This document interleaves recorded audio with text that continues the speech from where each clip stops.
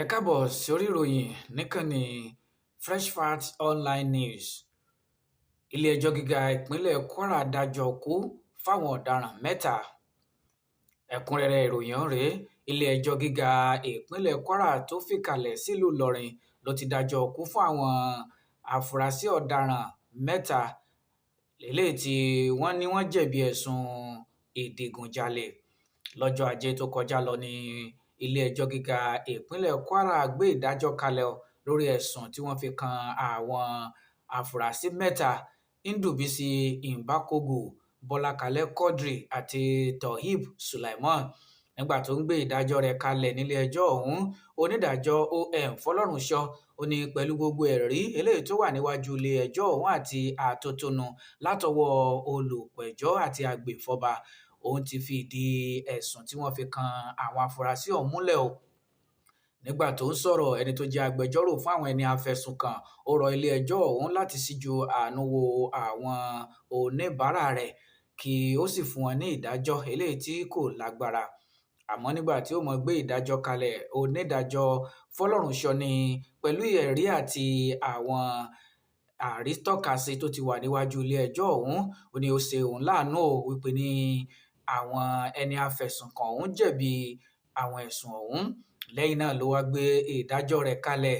Ó ní ìwọ Ndúbísí Ìmbákògù, Bọ́lákalẹ́ Quadri àti Toheeb Sulaiman ní kí ilé-ẹjọ́ yìí ti pa láṣẹ láti ìní pé kí wọ́n lọ yẹgi fún yín títí ẹ̀mí yóò fi bọ́ lọ́rùn yín látàrí pé ẹ jẹ̀bi ẹ̀sùn ìdigunjalè eléyìí tí ẹ digunja arákùnrin kan tí ó ń gbé ní agbègbè Oko Irin nínú oṣù kẹta ọdún tó kọjá lọ tí wọ́n pe orúkọ rẹ̀ ní Àrẹ̀mú Dayọ̀.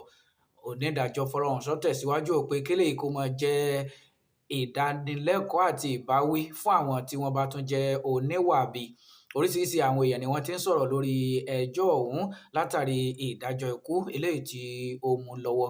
Nígbà tí ó ń sọ̀rọ̀, ẹni tó jẹ́ kọmíṣánná fún ètò ìdájọ́ àti amòfin àgbà fún ìpínlẹ̀ Kwara, Senior Ibrahim Sulaiman ṣàpèjúwe ìdájọ́ ọ̀hún gẹ́gẹ́ bí àṣeyọrí ńláǹlà fún ẹ̀ka ètò ìdájọ́ àti àwọn agbófinró.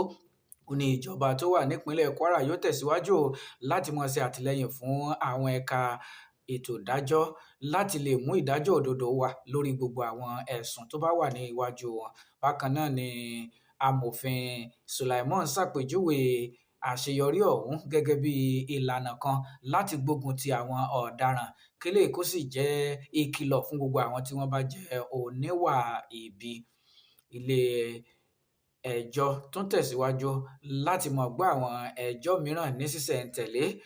Ìkànnì agbéròyìn Fresh Facts Online News wà níbi ìgbẹ́jọ́ ọ̀hún. Àwọn ìjọ lọ́lọ́kan òjọ̀kan yóò máa ṣe àtúpalẹ̀ rẹ̀. Ẹ má gbàgbé pé ẹ fìfẹ́ hàn sí wa nípa kẹ́ bá wa click like, ẹ follow wa lójú òpó yìí, ẹ bá wa share rẹ̀, ẹ fi èrò yín kẹ́ fi ránṣẹ́ lórí àwọn ìròyìn àti ètò wa lọ́lọ́kan òjọ̀kan. Ẹ ṣeun tí ẹ ń tẹ̀lé wa.